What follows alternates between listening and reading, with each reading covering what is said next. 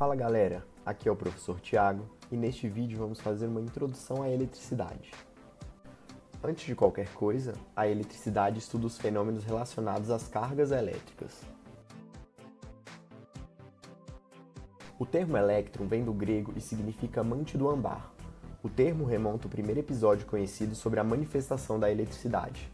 Ocorreu com Tales de Mileto que, ao atritar uma pedra de âmbar em peles de carneiro, observou que a pedra poderia atrair pequenos pedaços de palha. Apesar da manifestação, a causa do fenômeno ainda não tinha uma explicação, que hoje sabemos que está relacionada com a constituição da matéria. Só é possível compreender como se deu o entendimento acerca dos fenômenos elétricos se fizermos uma pequena retrospectiva histórica. Na Grécia Antiga, havia algumas vertentes sobre a constituição da matéria. Aristóteles defendia que tudo era uma combinação dos elementos água, fogo, ar e água. Entretanto, a ideia que se aproxima mais da científica é a dos atomistas, que teorizavam que toda a natureza é constituída de partículas indivisíveis e do vazio. Após um longo período de poucos vestígios a respeito dos fenômenos elétricos, no século XVII, Gray desenvolveu experimentos que o levaram a conceber a eletricidade como uma espécie de fluido capaz de se mover entre os corpos. Isso ocorria com mais facilidade naqueles que ele chamou de condutores. Entretanto, ao formular o seu modelo atômico no século XIX, Dalton não levou em conta a questão da eletricidade.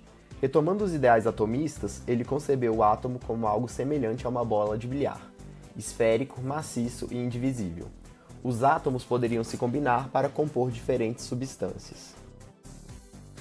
O átomo de Dalton se baseou muito mais em postulados do que em experiências, mas suas hipóteses ganharam força com Brown, que observou no microscópio o movimento de pólen sobre a água parada.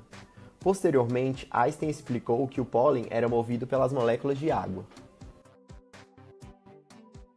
O movimento aleatório do pólen resultante da colisão com os átomos ficou conhecido como movimento browniano e foi um importante vestígio da existência dos átomos.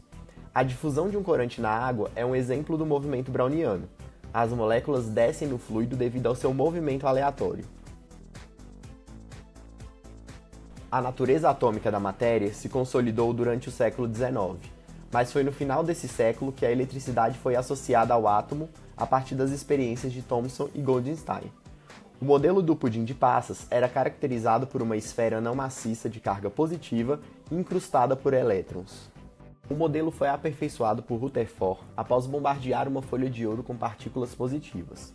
Algumas delas atravessaram a folha, revelando espaços vazios, e outras foram desviadas. Com isso, Rutherford modelou o átomo como um sistema planetário onde elétrons orbitavam ao redor de um núcleo positivo. A fim de compreender os fenômenos elétricos, o modelo de Rutherford é suficiente, uma vez que já apresenta a ideia de carga elétrica que é, portanto, uma propriedade da matéria. As cargas elétricas podem ser classificadas como positivas ou negativas e interagem de acordo com esses sinais.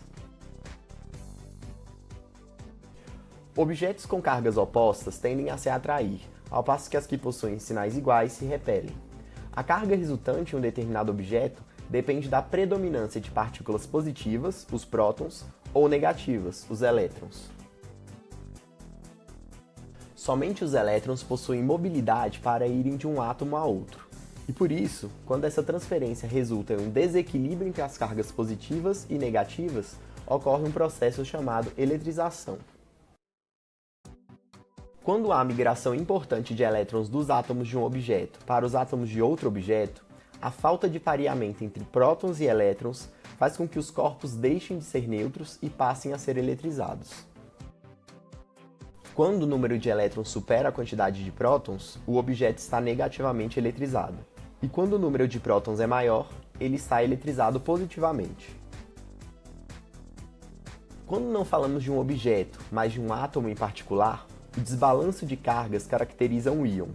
Um átomo neutro que perde elétrons fica positivo e forma um cátion. Entretanto, se ele ganha elétrons, fica negativo, formando um ânion. Um átomo de lítio, por exemplo, apresenta 3 elétrons e 3 prótons em seu estado neutro. Se um elétron é perdido, fica com um próton sobressalente, ou seja, forma um cátion. No próximo vídeo falaremos sobre os processos de eletrização. Até lá! created using Powtoon.